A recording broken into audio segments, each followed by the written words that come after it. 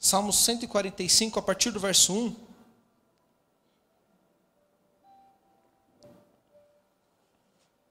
O salmista diz o seguinte: eu te exaltarei, meu Deus e Rei.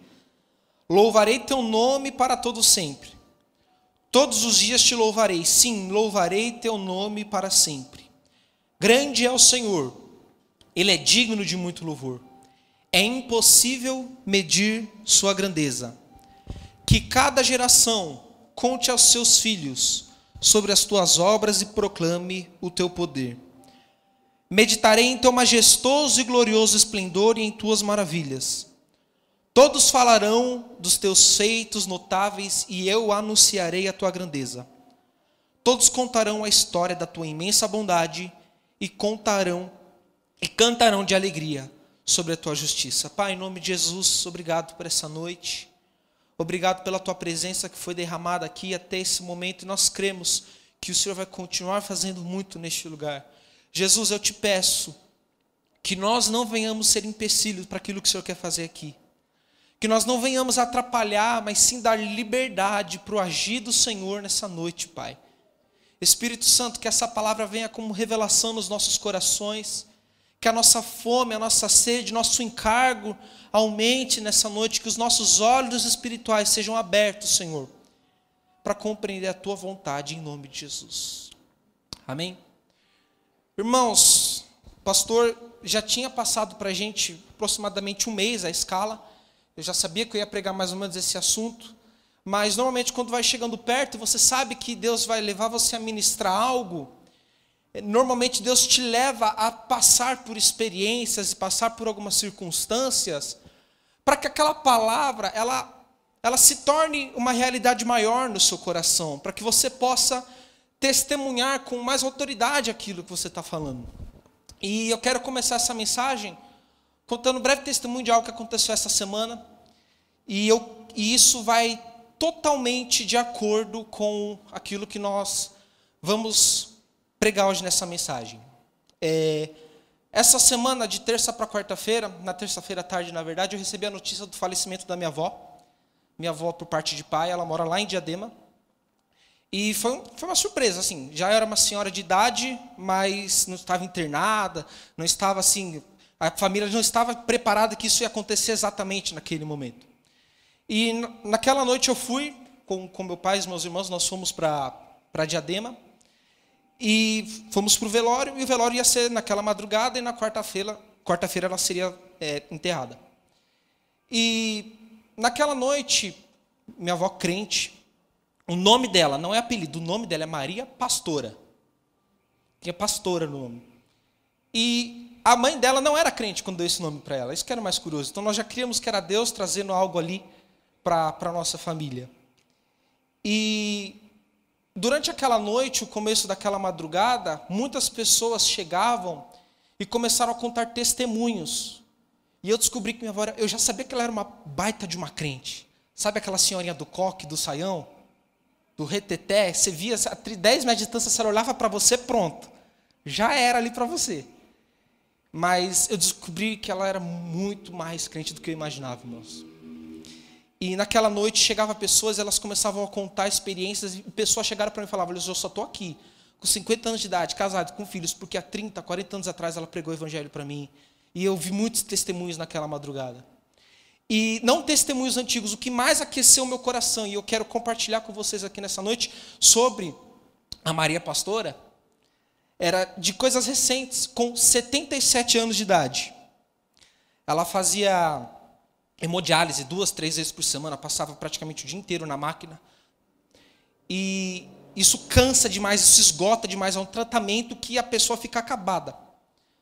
E o que eu mais ouvi naquela madrugada era que, sentada naquela cadeira de hemodiálise, ela morreu na cadeira de hemodiálise. Durante 9 anos, todos os dias que ela estava sentada, ela pregava para todo mundo que estava ali. Quantos testemunhos eu ouvi dela pregar na sexta-feira para uma outra senhora, para um outro senhor de idade que estava na hemodiálise. Aquele senhor entregava a vida para Jesus ali, e na segunda-feira ele não voltava porque tinha morrido naquele fim de semana. Inúmeras vezes aconteceu isso.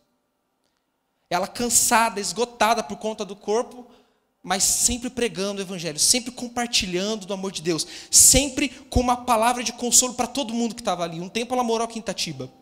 Meu tio estava me contando que havia um pastor que ele era segurança.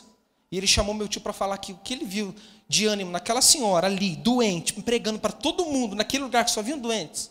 Ele falou que ele nunca viu na vida, que ele não saberia se ele naquela situação ia conseguir ter aquela disposição de pregar o evangelho como ele viu na Maria Pastora. Dia 12, dia dos namorados, 77 anos de idade, não faltava num culto. Quando não tinha culto na igreja dela, ia em outra igreja. Dia 12, pediu para pregar. Pregou na igreja. Tem foto, tem tudo. E isso foi me emocionando. E ali convidaram a gente para ir embora do meu. Eu falei, não, eu quero ficar aqui. Eu passei a madrugada inteira ali, porque eu queria falar com os tios, que eu não tinha tanto contato com outras pessoas. E foi uma noite inteira ouvindo testemunho de como aquela senhora de 77 anos de idade, que tinha todos os motivos para não precisar ir mais para o culto, para não precisar mais participar de uma reunião por conta da idade e da situação de saúde, que lá podia ficar quietinha no canto dela fazendo hemodiálise, mas ela abria a boca e pregava e se cansava ainda mais para compartilhar o amor de Deus. Essa parte, quando eu conhecia dela, me tocou. E justamente eu preparando essa mensagem, eu falei, meu Deus, como nós precisamos ser mais dispostos com a pregação do evangelho. Como nós temos que ser mais comprometidos com a palavra de Deus. Minha tia contava que ela acordava às 6 da manhã, orava às 6 da manhã, ao meio-dia, às 6 da tarde e às 10 da noite, por anos. Essa rotina, todo dia. Passou até Daniel, que era 3 por dia, né? Mas, irmãos, eu peço licença para compartilhar isso com vocês, porque isso vai de acordo com aquilo que nós vamos ministrar aqui nessa noite. E de que como que nós precisamos tomar a palavra de Deus como verdade para as nossas vidas, para compartilhar o evangelho, para servir as pessoas, para amar. Eu estava pensando, ela morreu no púlpito dela. O púlpito que ela teve nos últimos 9 anos, ela morreu em cima do púlpito dela, pregando. Que ela possa servir de exemplo para nós nessa noite, baseados na palavra. Nós vamos ver como nós podemos nos inspirar nessa noite, para sermos intensos na pregação do evangelho e compartilhar aquilo que Deus tem para as nossas vidas. Amém? Então esse texto do Salmo 145, nós vemos que o salmista ele diz que cada geração conte aos seus filhos as tuas obras e proclame o teu poder. Primeiro nós precisamos entender o que é geração, irmão. Geração, de forma resumida, é como nós dividimos a sociedade por faixas etárias. As crianças fazem parte... Estou resumindo bem aqui, tá? Isso é bem complexo, mas vamos nos atentar ao princípio. As crianças que estão lá embaixo, no Kids, são uma geração. Os adolescentes que estão aqui são outra geração. Os jovens que estão aqui fazem parte de outra geração. Os adultos é outra geração. E os idosos são outra geração. Então o Salmo 145 está falando o quê? Que cada geração conte à próxima os grandes feitos de Deus. Que os idosos contem aos adultos os grandes feitos de Deus. Que os adultos passem isso para os jovens para os adolescentes para as crianças. E todos possam testemunhar da grandeza e do poder de Deus. Só que hoje, o mundo ele vive numa guerra de gerações. Não levanta a mão se você já falou isso, porque isso é praticamente assim, geral. Todo mundo já falou isso de alguma forma. Ah, na minha época não era assim. Você olha indignado para a geração de hoje, né? Você olha indignado para a juventude, para a adolescência de hoje e fala, ah, na minha época não era assim. Não, na minha época eles não tratavam desse jeito. Na minha época não era assim. E levanta isso como uma crítica. Aí vem o jovem boca aberta e responde, né? Que é respondão. Mas quem foi que educou a gente?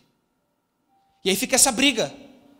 A geração mais velha acusando os mais novos acusando os mais velhos, e elas, ao invés de se unirem para cumprir o propósito de Deus, elas ficam transferindo a responsabilidade do problema da nação, do problema disso, do problema daquilo, um para o outro. A culpa é dos mais velhos, não, a culpa é dos mais novos. Mas o que o Senhor espera de nós é que nós possamos nos unir como geração, uma geração contando a outra suas maravilhas, para que o propósito de Deus seja cumprido. Malaquias capítulo 4, do verso 5 ao verso 6, a última profecia do Antigo Testamento, que precede a vinda de Jesus, que anuncia o fim dos tempos. Essa profecia diz o seguinte: vejam, Malaquias 4, 5 ao 6, eu lhes envio o profeta Elias, antes da vinda do grande e terrível dia do Senhor.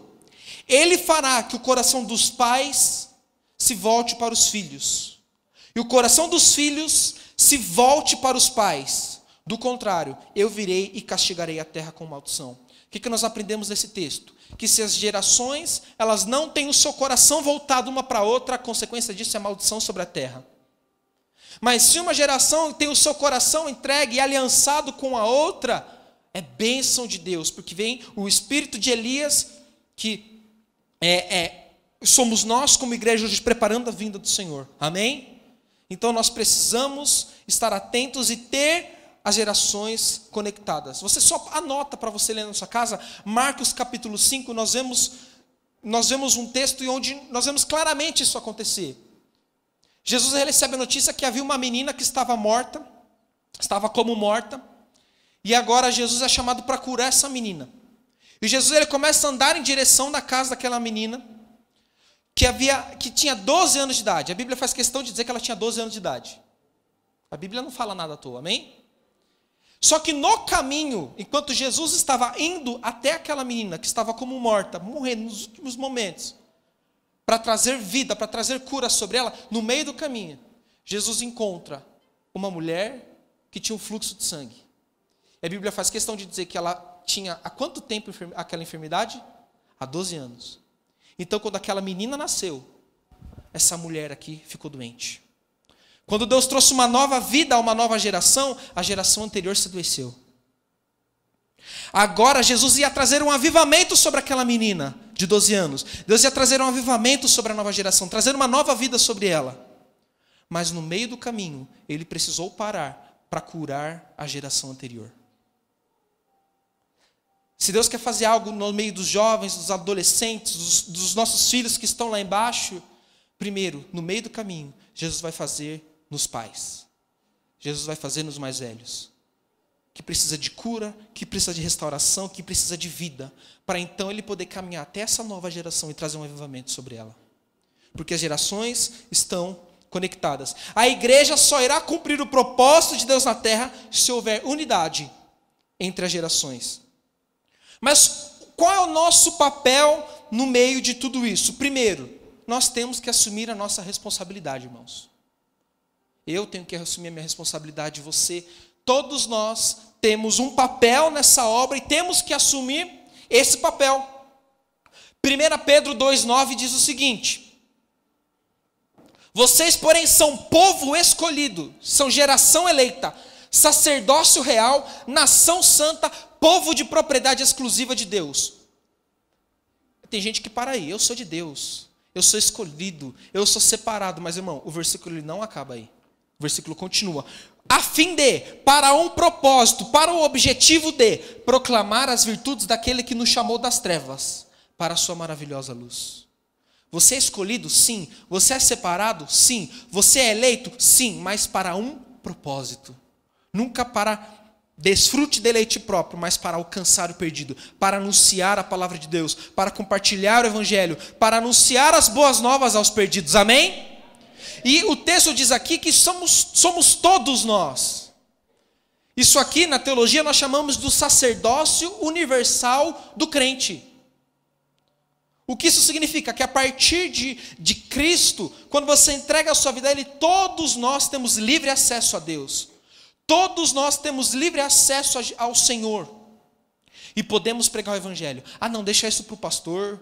Deixa isso para aquele irmão que sabe falar bem. Deixa isso para aquele irmão que tem o dom de pregar. Deixa isso para aquele irmão que fala bonito. Deixa isso para aquele irmão. Isso aqui não é para mim, não. Ele está mais pertinho de Deus, ele sabe fazer melhor. Não. O que o texto nos ensina é que todos nós somos escolhidos. Todos nós somos separados. Todos nós somos eleitos para a pregação do evangelho. Para transformar este mundo. Amém? Então a responsabilidade é de todos nós. Enquanto nós transferimos a responsabilidade, nós perdemos o privilégio, a honra de sermos usados por Deus. E Deus quer te usar, irmão. Deus quer fazer através de você. Mas enquanto nós transferimos e nós criamos uma lista de desculpas. Eu não posso por causa disso, por causa daquilo outro, por causa daquilo outro, por causa daquilo outro, por causa daquilo outro, por causa daquilo outro. As desculpas não acabam. Mas não tem desculpa. Porque o Espírito Santo, ele habita em você. Amém? Pensa comigo, o Espírito Santo que tem no currículo dele, a criação de Gênesis capítulo 1. Você acha que ele não tem o poder de capacitar e usar a sua vida? Ele criou tudo. Olha lá, Gênesis 1. O Espírito Santo que estava no meio da criação, enquanto Deus liberava a palavra e tudo era feito, esse Espírito Santo está dentro de você. Então não existe desculpa. Mas nós temos que assumir a nossa responsabilidade. Então a primeira coisa, precisamos tomar o nosso lugar. Eu não vou dar mais desculpa. Eu não vou mais transferir para o irmão. Eu não vou mais delegar para alguém. Eu não vou mais pegar a listinha de desculpa. Eu vou assumir o meu lugar. E eu vou me posicionar para pregar o Evangelho. Outra coisa que nós temos que nos posicionar. Outra característica que nós temos que ter para assumir essa responsabilidade geracional. Nós temos que cuidar dos mais novos. Cada geração se responsabilizar pela próxima. Se dividir, todo mundo é cuidado. Se dividir certinho. O pastor não sobrecarrega, a liderança não sobrecarrega. Por exemplo, irmão, será que realmente era necessário a gente reduzir para um culto apenas? Se a gente assume a nossa responsabilidade e fala assim, se cada crente dessa igreja assume a sua responsabilidade, irmão, a gente fazia 3, 4 cultos no domingo e ninguém se cansava. Então, o nosso papel é cuidar de cada um, do próximo. Cuidar dos mais novos. Por exemplo, vamos os idosos. Os idosos são os anciões da igreja. Eles estão ali para aconselhar. Eles estão ali para direcionar, baseado na palavra de Deus. Irmão, com todo o amor do mundo, eu entendo a minha idade, me coloco nesse lugar, mas a palavra de Deus é maior do que eu, então eu vou falar. Irmão, não existe aposentadoria no reino de Deus. A pastora compartilhou isso na oração e eu fiquei tocado por aquilo que ela falou. Será que alguém consegue? Será que alguém pode se colocar à disposição? Ela falou isso na oração sexta-feira, né? Será que a gente vai ter um dia um líder que vai liderar a célula até o fim da sua vida? Eu fiquei pensando nisso. Eu entendo limitações, existem casos e casos, irmãos, mas eu estou falando, se cada um assumir a sua responsabilidade, dentro da sua condição, dentro daquilo que Deus te chamou, irmão, nós vamos longe. Os adultos. 1 Timóteo 5,8 diz, mas se alguém não tem cuidado dos seus, e principalmente dos da sua família, negou a fé, e é pior do que o infiel. Então, aos adultos agora, você tem a sua família, está estabilizado. Olha o que a Bíblia está dizendo. Cuide dos seus. E especialmente dos da sua própria casa. Os seus aqui é quem? A igreja. Então, Paulo está falando para Timóteo aqui duas coisas. Cuide da igreja e cuide da sua família. Principalmente da sua família. Mas também dos seus, que é a sua comunidade local, a sua igreja. Amém? E olha o que ele continua dizendo. E principalmente da sua família. Se alguém não tem cuidado dos seus, esse negou a fé e é pior do que o infiel. O que a Bíblia está dizendo? Se você diz que é fiel, mas não consegue cuidar daqueles que estão à sua volta e nem da sua família, na verdade você é pior do que o infiel. Porque é uma pessoa que não assume a sua responsabilidade no corpo de Cristo, que não assume a sua responsabilidade e entende o seu lugar na sua geração. Vamos atentar aqui. Primeiro, cuide da sua família de sangue. Irmãos, glória a Deus pelas líderes Kids. Por todos os envolvidos do Ministério Kids. Por cada mulher jovem que ajudou no teatro. Cada um que de alguma forma se envolve na pregação do Evangelho para essas crianças. Mas deixa eu falar uma coisa. essa responsabilidade não é delas, é dos pais. Quem deve, em primeiro lugar, ensinar a palavra de Deus para os filhos são os pais. Aqui deve ser um complemento, deve ser uma ajuda, uma direção.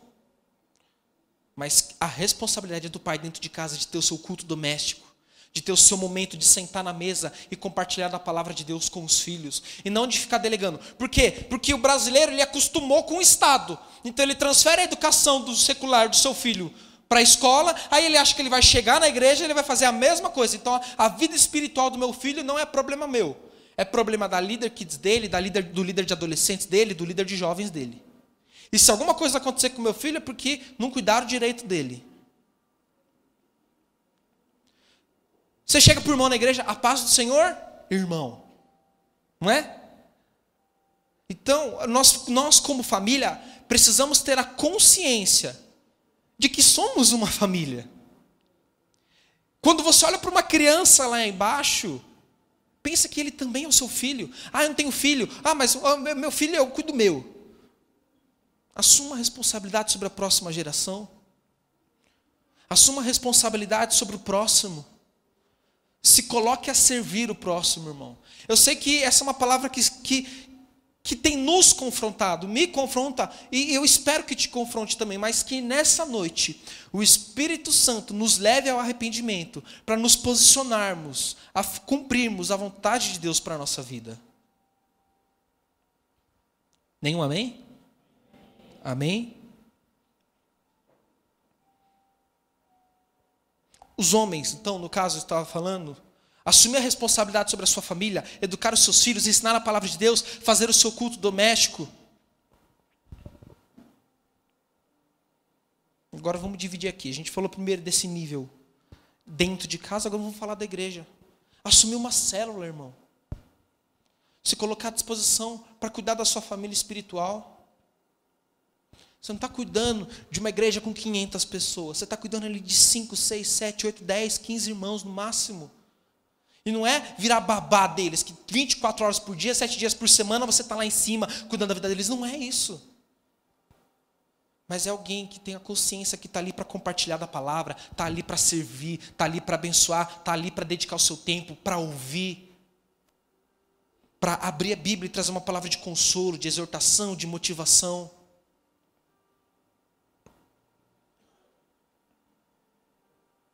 E os homens também, por exemplo, cuidar dos jovens. Ajudar a cuidar dos jovens. Olhar para cada um desses jovens, adolescentes, e enxergar, esse aqui é meu filho. Porque é fácil. Aí chega aqui assim, por exemplo, quando a gente tem às vezes que fazer alguma coisa aqui de pegar no pesado, né? O que acontece? Olha lá, ó, os adolescentes. Faz nada, não sabe fazer nada. Não sabe fazer nada. Não sabe fazer isso, não sabe fazer aquilo, não sabe fazer aquilo outro. Será que ele tem um pai que faz isso? Será que ele tem alguém dentro de casa que o ensinou responsabilidades? Será que você poderia parar de reclamar e ser esse pai na vida dele, caso ele não tenha? Então, irmãos, é enxergarmos cada adolescente, cada jovem dessa igreja como um filho em potencial nosso. Assumirmos a responsabilidade, cuidarmos dele, ajudarmos, direcionarmos. Porque é muito fácil ficar falando, lá, olha o jeito que é. Mas o que exige tempo, dedicação, isso que nós precisamos, e é esse o meu apelo aqui para você vestir essa camisa, para você olhar para cada um dessa igreja como a sua família. E da mesma forma que você tem um encargo de cuidar do seu filho, para que ele se torne um adulto melhor, um filho melhor, uma pessoa melhor, um marido melhor no futuro, que você possa olhar para cada um desses jovens e adolescentes dessa forma. As irmãs queridas, da mesma forma com as meninas. Olhar para trazer essas meninas para perto. Às vezes ela não teve um referencial dentro de casa. Ela não teve um referencial de mãe, não teve um referencial de mulher dentro de casa. Você pode levar ela para tomar um café na sua casa, conversar com ela, trazer ela para perto. Adotar no sentido de trazer para perto, para ser um referencial na vida dessa pessoa. E acima disso, mas das crianças. Olhar para cada uma das crianças que estão lá embaixo, mas eu não tenho filho, não gosto de criança. Não tenho paciência com criança. Irmão, Jesus tem paciência com você, por que você não pode ter paciência com uma criança? A criança é inocente, então é mais um motivo para ter paciência. E agora que nós nem inocentes somos e Deus tem paciência com a gente? Tem de vós o mesmo sentimento que houve em Cristo Jesus. Então, irmãs, abracem a causa do ministério infantil.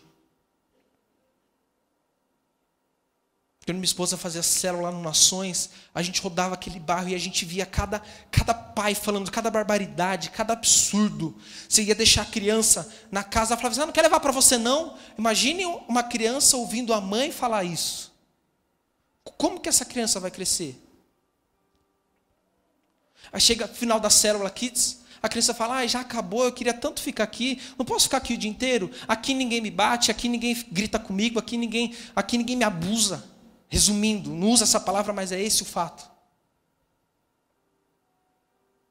E aí às vezes a tia não consegue dar atenção para todos, por quê? Porque a célula está cheia e não consegue multiplicar, porque não tem outra irmã que se dispõe a assumir ali para multiplicar, para que elas possam ser melhor cuidadas, melhor acompanhadas. Estou compartilhando, irmãos, a realidade do nosso dia a dia como igreja, das nossas dificuldades, daquilo que nós passamos. E se eu fosse entrar em coisas mais a fundo aqui, a gente ia ficar até 10 horas da noite. Mas eu estou pincelando para você entender o que acontece quando nós não assumimos a nossa responsabilidade. Então, irmãos, assuma a sua responsabilidade. Irmã, assuma a sua responsabilidade com as crianças. Jovens, 1 Timóteo 4,12, ninguém o despreze por você ser jovem. Pelo contrário, seja um exemplo para os fiéis na palavra, na conduta, no amor, na fé e na pureza. Jovens, a Bíblia está dizendo que vocês devem ser um padrão para os fiéis, um padrão para os irmãos da igreja. Jovens, os adolescentes, eles se inspiram em vocês. Jovens, se um adolescente ele passar uma tarde de sábado com você, vai para sua casa, almoça com você, depois vem para a célula, e ele fica aquele período observando a sua vida. E aí no fim da noite de sábado ele vai embora. Depois daquele tempo que ele teve com você, ele vai sair mais apaixonado por Jesus ou menos apaixonado por Jesus? Ele vai sair querendo ser mais parecido com Jesus, ele vai sair mais apaixonado, mais intenso, querendo ser mais santo, querendo ser um homem melhor, uma pessoa melhor. Porque o texto está dizendo que nós temos que ser padrão para os fiéis. E adolescentes, também existe uma responsabilidade sobre os adolescentes. Primeiro, vocês têm mais tempo, têm mais energia. Então os melhores dias da sua vida devem ser entregues aos pés do Senhor. Porque vocês têm mais tempo e mais energia, vocês devem se dedicar com uma intensidade muito maior ao reino de Deus. Porque Paulo diz isso. Solteiro, cuide das coisas do Senhor, porque depois que você casa, meu filho, só quem se casa consegue ver na prática depois, porque Paulo disse isso. Você não consegue dar a mesma intensidade, a mesma entrega que você dava quando era solteiro. Então adolescentes, jovens solteiros, se entreguem e se dediquem à obra do Senhor. E adolescentes, as crianças que estão lá embaixo, vamos falar agora dos juvenis ali, que estão dos seus 11, 12 anos, que vão vir para o projeto de depois, eles se inspiram em vocês. Se eles um dia querem para uma sala de adolescente, o que vai definir muitas vezes se ele vai ficar ou não, é você. Porque ele vai olhar para você e vai querer ser igual a você, ou não, ele não vai querer ficar perto de você. Então também é uma responsabilidade. Está vendo como todos nós possuímos uma responsabilidade, irmão? Ninguém escapa. Todos nós temos uma responsabilidade. Deus tem chamado todos nós para desenvolvermos cada um no seu limite, cada um na sua condição, cada um na sua realidade. Amém? E as crianças? Lamentações capítulo 4, do verso 3 ao verso 6, o profeta lamenta o seguinte: até os chacais oferecem o peito para amamentar os seus filhotes, mas o meu povo não tem mais coração. É como as avestruzes do deserto. De tanta sede, a língua dos bebês grudam no céu da boca, e as crianças imploram pelo pão, mas ninguém as atende. Aqueles que costumavam comer comidas finas passam necessidades nas ruas. Aqueles que se adornavam de púrpura hoje estão prostrados sobre montes de cinza. A punição do meu povo é maior que a de Sodoma, que foi destruída num instante, sem que ninguém a socorresse. O profeta está falando aqui de como o povo de Deus abandonou os indefesos, abandonou os mais novos, a ponto das crianças terem sede, a sua língua grudar no céu da boca, a ponto de não ter pão. Aqui está falando de leite e pão. E quando a gente traz para a Bíblia, Pedro vai falar que o leite é a palavra de Deus. O pão é claramente na Bíblia a palavra de Deus. Irmãos, quantos dos nossos pequeninos não estão morrendo porque não tem ninguém que lhes dê leite e pão espiritual? E muitas vezes quem dá pode estar lá embaixo sobrecarregado. Às vezes fazendo uns absurdos na célula kids, levando literalmente nas costas, fazendo um monte de coisa, porque não tem ninguém para quem possa compartilhar a carga.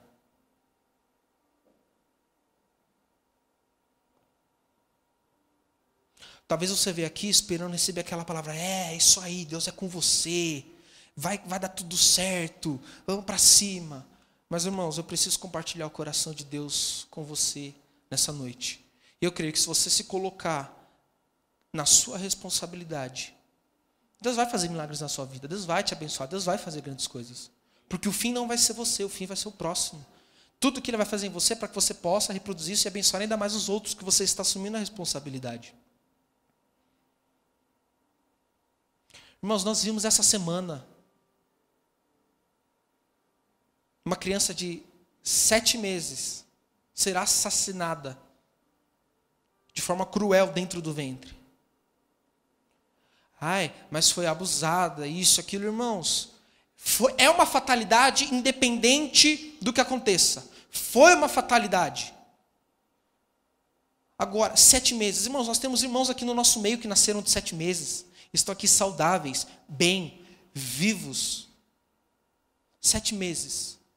Qualquer opção, faz uma cesariana ali, tira e dá todo o cuidado, põe para adoção. Mas não.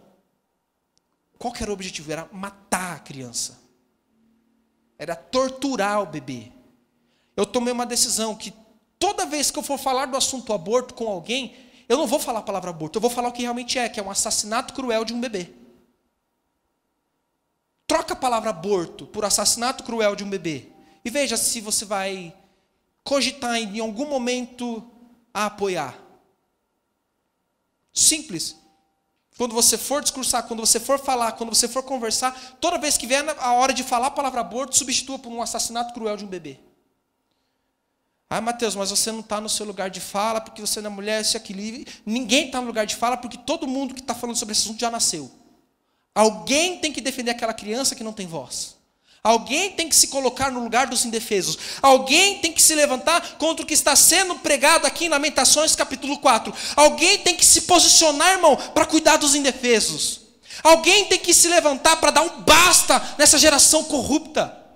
Alguém tem que se levantar para dar um basta no que está acontecendo neste mundo. Seja orando, seja falando, seja brigando, no bom sentido de se posicionar e não aceitar. Martin Luther King falava que o que incomodava, o problema, não era o clamor dos maus, mas era o silêncio dos justos. Se nós que temos a verdade absoluta, que tem o poder de transformar o que nada na sociedade tem poder de transformar. Política não vai transformar, ação social não vai transformar, palavra de coach, de incentivo não vai transformar. O evangelho transforma o homem. Se nós que temos essa verdade nos calamos, como que o mundo vai se salvar? Como que o mundo vai se salvar?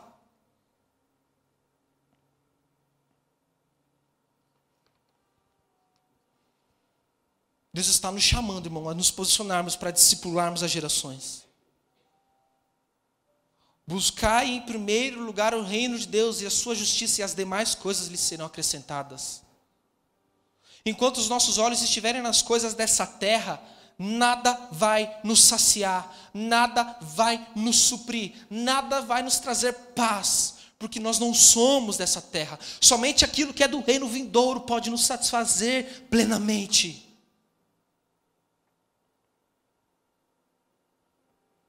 O Senhor nos chama para discipular as gerações. É simples, irmão. Comece obedecendo o que o Senhor já deixou claro na palavra. Mateus 28, do 18 ao 20, Jesus disse: e chegando Jesus falou-lhes dizendo: é-me dado todo o poder no céu e na terra. Portanto, ide, fazei discípulos de todas as nações, batizando em nome do Pai, do Filho, do Espírito Santo, ensinando a guardar todas as coisas que eu vos tenho mandado. E eis que estou convosco todos os dias, até a consumação dos séculos. Ele começa falando: todo o poder foi me dado. Agora vá. Você não vai desamparado, você não vai sozinho, você não vai desarmado. Você não vai incapaz, você vai revestido pelo Espírito Santo de Deus. Você vai revestido pelo amor e pela graça de Jesus. O pastor falou isso, eu falei: é isso, pastor. Jesus, ele disse ide, ele não disse volte atrás.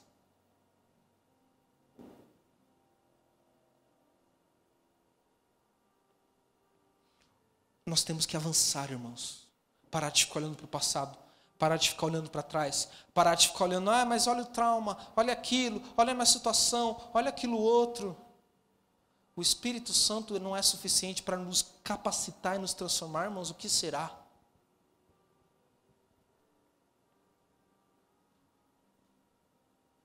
E para entender da forma correta o discipulado, sobre discipular gerações, precisamos entender o que é ser igreja. Porque muitas vezes uma mentalidade errada do que é a igreja vai nos impedir de cumprir o propósito de Deus.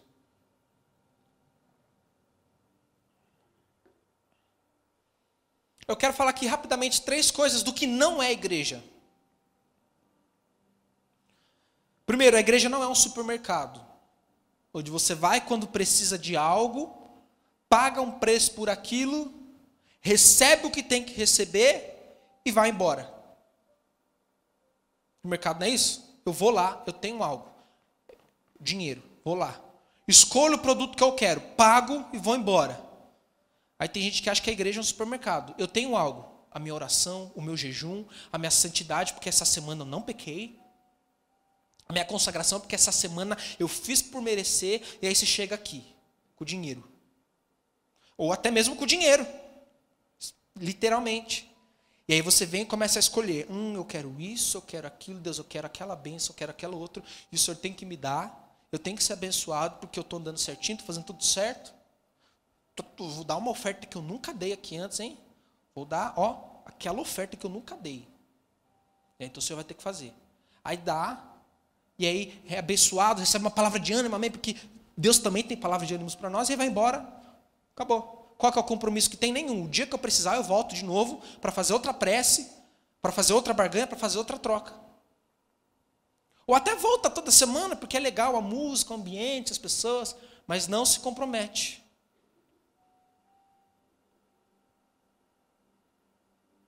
O máximo que você faz é olhar para a moça do caixa, dar um sorriso, né? Aquelas conversas de caixa, né? Tá caro as coisas, né? E vai embora. Nossa, está difícil receber essa bênção, hein? Estou tanto tempo pedindo. A igreja, ela não é um supermercado. Nós não podemos ter uma mentalidade de consumidor. Nós estamos aqui para consumir no fato de receber a palavra de Deus, sermos alimentados, sermos nutridos, sim, mas não termina aí. O ponto é que muitas pessoas terminam aí, param aí. Só vem para receber, só vem para ouvir, só vem para reter. Não vem para transmitir, para compartilhar. Exemplo prático. Irmão, vem aqui na frente receber sua bênção. 50, 60 pessoas. Nada de errado nisso. Nada de errado nisso. Deus quer te abençoar. Irmão, sai do seu lugar e vai orar por alguém. É uns 10 minutos forçando aqui para ir uns 10 orar. Está vendo na prática, irmão? Como... Ah, não, eu não sou essa pessoa do mercado que o Mateus está falando, mas quando nós pegamos o exemplo prático dentro da nossa comunidade, nós vemos que talvez, sem perceber, estamos exercendo essa mentalidade de consumidor. Para receber oração, mas agora para orar, para abençoar, para compartilhar, para dar, sem esperar nada em troca. Outra coisa que muitas pessoas falam, direto é postado no Facebook, é uma frase, nossa, que frase, mas eu não concordo com ela. A igreja não é um hospital. Nossa, mas eu sempre ouvi falar que a igreja tem que ser um hospital para o ferido. Não. Por quê? Você está doente, você vai no UPA. Depois que você está curado, você continua voltando no UPA para ajudar a cuidar dos outros doentes? Só se você for um enfermeiro que trabalha lá, né? Mas não é o seu caso. Você não volta, por quê? Porque você só vai para o hospital para receber a sua cura. E depois que você é curado, você não volta mais. E se bobear, vai para o Facebook reclamar do atendimento que foi ruim. Se foi, tem que ir mesmo. Agora, se foi bom, não, né? E aí faz o quê? Vem para a igreja. Não, agora eu estou firme, ó. Mateus, estou aqui contigo até o fim. Aí a hora que recebe a bênção, a hora que é curado, a hora que acontece, some. É o crente ninja, né? Some. Não atende mais o telefone, vê na rua, entra na lojinha para não ter que dar satisfação, né? Bloqueia no WhatsApp, não responde, tira a visualização lá. Tá online, você manda, irmão, cadê você? E some online, né? Na hora. A igreja, ela tem que curar as pessoas? Sim, mas ela não pode ser no hospital, porque o hospital só vai quem está doente, quando é curado, não volta mais. Deus quer te curar? Sim. Mas depois que você é curado, Ele quer que você continue ali para fazer outras coisas, que nós vamos falar daqui a pouco. E outra coisa, a igreja, ela não é uma escola teórica, onde você só vai para ouvir ensinamentos bonitos, mas que nunca vai praticar. Tiago diz, não sejam apenas ouvintes, mas praticantes da palavra. Nossa, que palavra, hein? Ó, todo arrepiado, ó. Eita glória. Aí sai, parece que não ouviu nada. Não, ó, decorei o texto tal, tá tudo aqui na cabeça, tá na cabeça, mas tá na prática da vida. Aí chega na hora de compartilhar na célula, fala. Sabe aquele irmão que ele está falando assim, amém. Amém. Aí tá falando, fala, assim, amém. Para deixar os outros irmãos falar um pouquinho. Aí fala. Aí na hora de praticar, na hora de viver, na hora de transbordar, na hora de abençoar o irmão. A igreja, ela é uma comunidade. Amém? Você pode ver, nós trocamos de nome, mas mantemos a comunidade. Porque a comunidade é um valor inegociável dessa igreja. E para você dizer que você faz parte dessa igreja, você precisa fazer parte da comunidade. Ok? Eu estava pesquisando e eu achei uma definição de comunidade. Falei, meu Deus, eu preciso compartilhar isso. O que é uma comunidade? Preste atenção.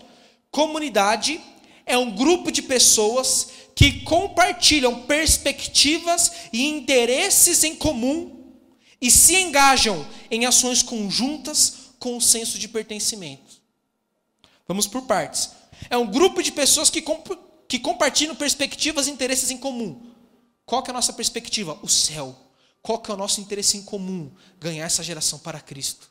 Compartilhar o Evangelho. Amém? Esse é o nosso interesse em comum, Jesus.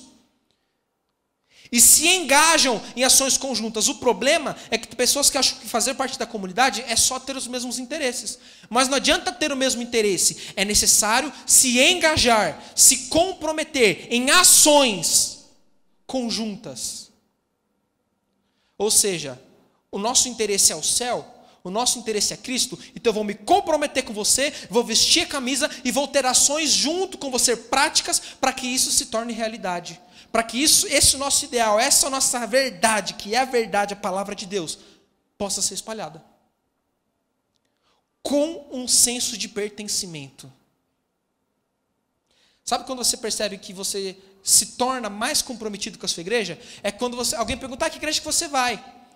Você responde assim, eu vou lá na igreja tal. Você começa a falar assim, a minha igreja é a igreja tal. Você começa a falar, é a minha igreja. Por quê? Porque você faz parte dela. É a minha família, é a minha casa. Eu pertenço a ela.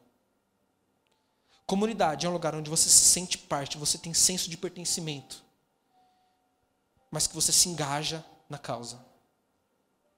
Deixa eu te perguntar, irmão. Você está aqui apenas sendo um simpatizante que compartilha do mesmo interesse, que é o nível 1, vamos dizer assim, ou você se engaja em ações conjuntas para o cumprimento do nosso propósito? Ou você tem esse senso de pertencimento? Se o louvor puder subir, por favor. Nós já vamos caminhar para o final. Mas vamos lá. A gente falou do que não é igreja. Agora a gente começou a falar o que é igreja. A igreja é uma comunidade. A igreja não é um supermercado. Você não é um consumidor, você é um reprodutor. Amém? O consumidor se alimenta e para em si. Um reprodutor se alimenta para alimentar outros. Paulo diz que nós somos despenseiros da casa de Deus. Quem que é o despenseiro? Aquele que cuida da despensa. O que é a despensa? É um armário, né? Cheio de comida. O que o despenseiro faz? Ele abre, ele escolhe qual vai ser o alimento do dia, que ele e que outras pessoas da casa vão comer. Deus nos chama de despenseiros da casa de Deus. Ou seja, você deve se alimentar e alimentar outros. Isso que é ser um reprodutor. É cada palavra ministrada aqui, cada momento na célula, cada discipulado, cada momento que você vive em comunidade tem um propósito. Isso não para em mim, isso tem que continuar. Eu tenho que compartilhar isso com alguém, eu tenho que abençoar alguém. Eu tenho que mostrar isso para mais alguém.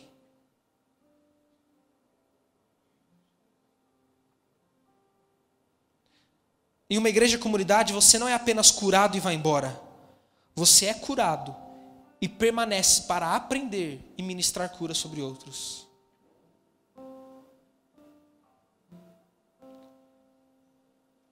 Tem um louvor que eu acho lindo do Rodolfo Abrantes, que ele fala que das minhas feridas sai um poder para curar. Que a cada hora perdida eu me lembre que não é para eu parar. Então, irmãos, às vezes nós passamos por situações e aquilo nos marca e fica uma cicatriz. Que essa cicatriz que no passado te feriu, hoje sirva para você dar testemunho e gerar fé em outras pessoas. Olha, eu passei por isso, se eu passei, você passa. Olha, eu passei por isso, anda comigo que eu vou te ajudar a passar por isso, vou te ajudar a buscar Deus. O Espírito Santo que me curou vai curar você também. Todos nós temos marcas. A questão, a sua marca faz o que nas pessoas?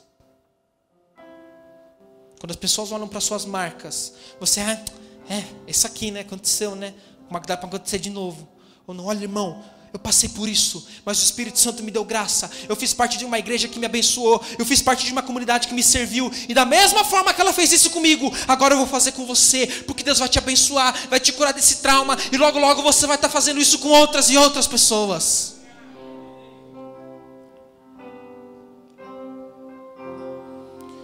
Em uma comunidade você não aprende apenas teorias, você muda de vida e se envolve em algo eterno. Tudo que Deus fez em você, Ele quer fazer através de você. Não permita com que isso pare em você. Faça parte da célula, seja um líder, irmão, em nome de Jesus. Se coloque à disposição para assumir uma célula. Kids, adolescentes, jovens, adultos. Faça parte disso.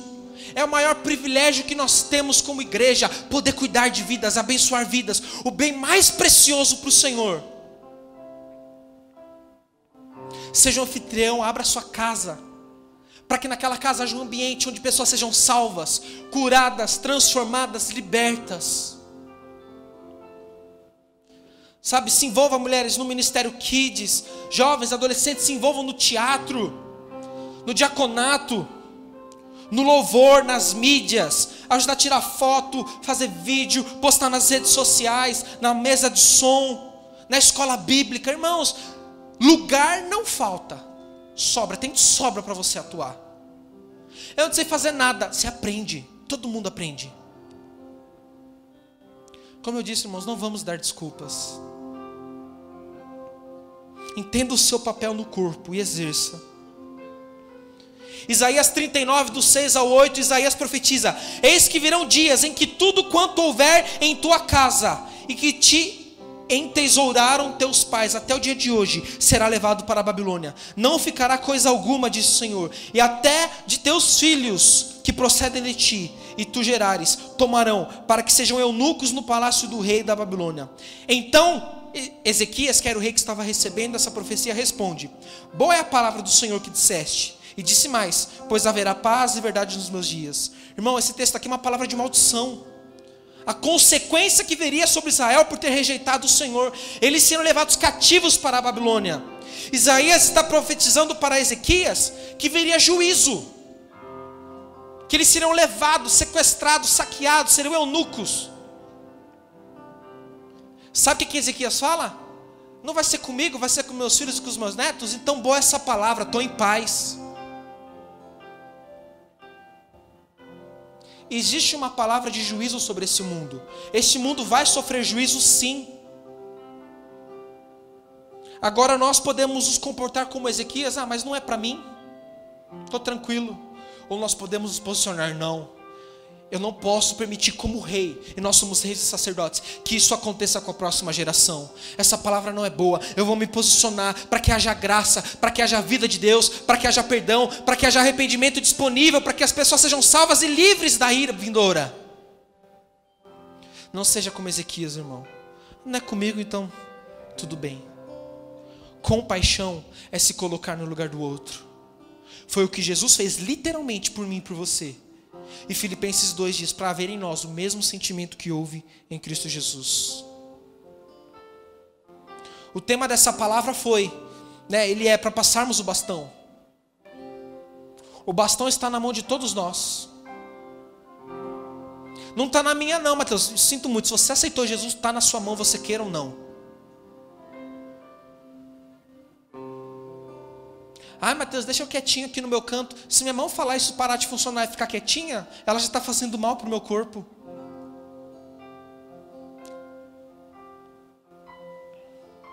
Temos que nos preparar para passar o bastão. A equipe de revezamento, ela treina junto.